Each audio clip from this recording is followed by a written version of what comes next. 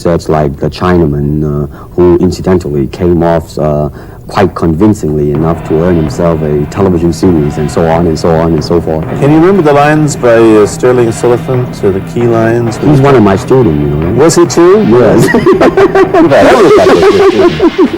But you read, there were some lines that express your philosophy. I don't know if you remember them, Robin. Oh, I remember. I That's said, it. this is what it is, okay? You were talking to Longstreet, played by James Francisco. I said, empty your mind. Be formless, shapeless, like water.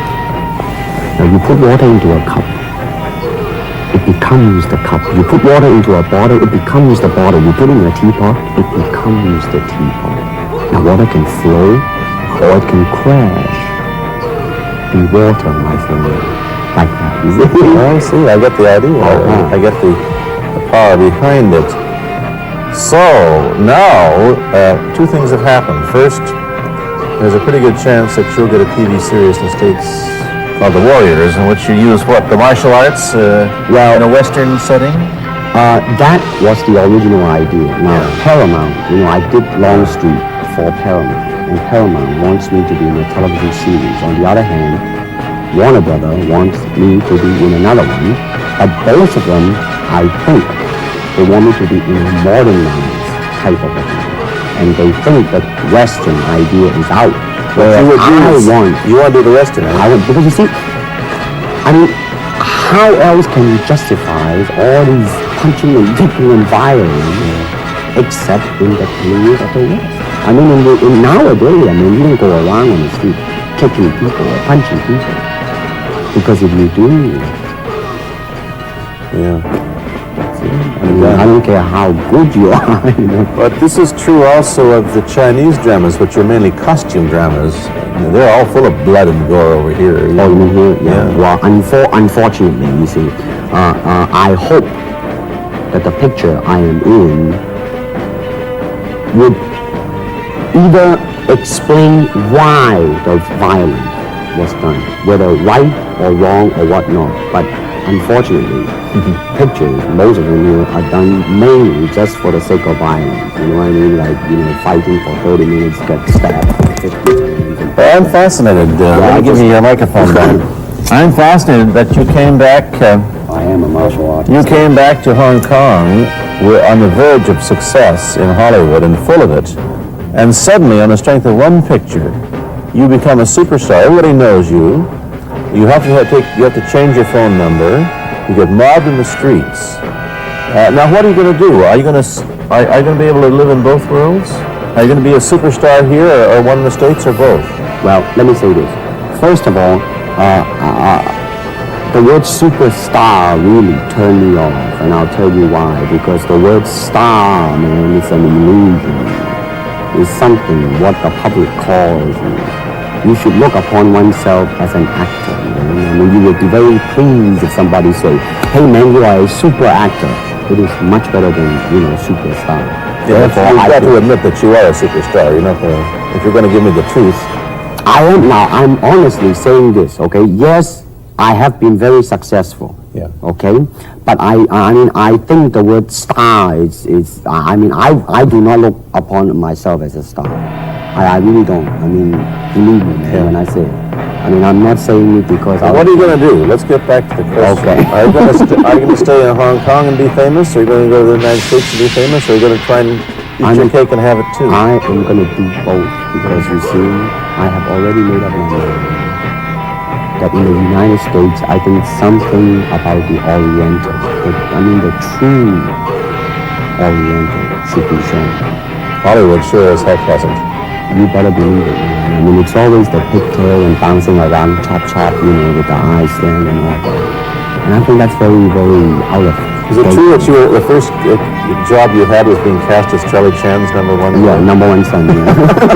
No. They were going to make it into like a new Chinese James Bond type of thing. Now that, the old man Chan is dead, Charlie is dead, and his son is... Oh, I see. But they didn't do that. That man came along, you see, and then everything was started to be going into that, that kind of That you're in. But by the way, I did a really terrible job in there, I have to say. Really? You didn't like yourself? I didn't see it. Let me ask you, however, about the problems that you face as a Chinese hero in an American series. Have people come up in the industry and said, well, we don't know how the audience are going to take a non-American? Well, such question has been raised. In fact, it is being discussed, and that is why the war is probably not going to be on. I see. You see, because unfortunately, such thing does exist in this world. You see, like I don't know, certain part of the country, right, where like they think that business-wise it's a risk, and I don't blame them. I mean, in the same way it's like in Hong Kong, if a foreigner come and became a star, if I were the man with the money, I probably would have my own worry of whether or not the acceptance would be there. But that's all right, because if you honestly express yourself, it doesn't matter. Are you? How about the other side of the coin? Is it possible that you are? I mean, you're fairly hip and fairly Americanized. Are you too Western for Oriental audiences? Oh man, like how? I have been criticized for that. You have? Oh no, definitely. Well, let me say this. When I do the Chinese film, I'll try my best not to be as American as I have been adjusting for the last 12 years in the States. But when I go back to the States, it seems to be the other way around. Too exotic, eh? Yeah, man. I mean, they're trying to get me to do too many things that are really for the sake of being itself. You know what I'm trying to say? Oh, sure. So it's really, I mean, it's when you live in both worlds, it brings us problems as well as advantages, and you've got both. Time to go to a commercial. I'll be back in a moment with Buruce Lee. Let me ask you whether the change in attitude on the part of the Nixon administration towards China has helped your chances of starring in an American TV series. Well, first of all, this happened before that. Yeah. But I do think that things of Chinese will be quite interesting for the next few years. I mean, not that I'm politically, inclining toward anything. No, I understand that. I'm just wondering. But I mean, once the opening of China, I mean, that it will bring more understanding. Yeah. More things that are, like different, and maybe in the contrast of comparison, some new thing might grow. So therefore, I mean, it's a very rich period to be in. I mean, like if I were born, let's say, 40 years ago. Yeah. If I have a thought in my mind, I said, boy, I'm going to star in a movie or star in a television series in America. Well, that might be a vague dream, but I think right now, maybe, man. You still think of yourself Chinese, or do you ever think of yourself as North American? You know what I want to think of myself?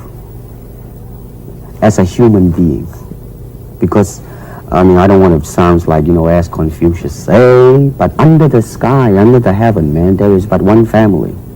It just so happened, man, that people are different. Okay, we got to go. Thank you, Buruce Lee, for coming here. Thank you for watching. Thank you. You've been watching Buruce Lee on The Pierre Burton Show, a half-hour program of conversation, opinion, and debate. This is Bernard Cowan speaking.